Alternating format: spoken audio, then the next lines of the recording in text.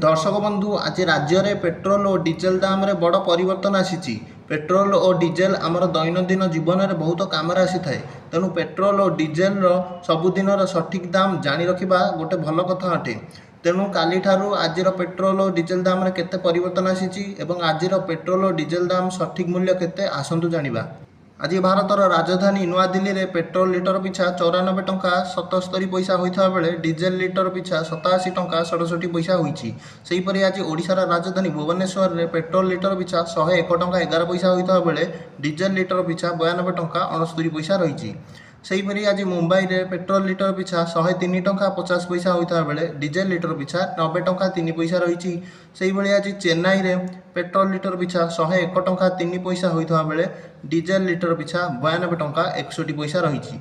सेहीभଳି आज कोलकाता रे petrol litre पिछा 105 टंका 41 पैसा होता बेले डीजेल लिटर पिछा 92 टंका 2 पैसा रही। यह आज पेट्रोल और डीजेल सठिक मूल्य। मु समस्त जगार पेट्रोल और डीजेल आज सठिक मूल्य आपको प्रदान करछि। तेणु चैनल टी को दयाकोरी लाइक एवं सब्सक्राइब कर दियंतु।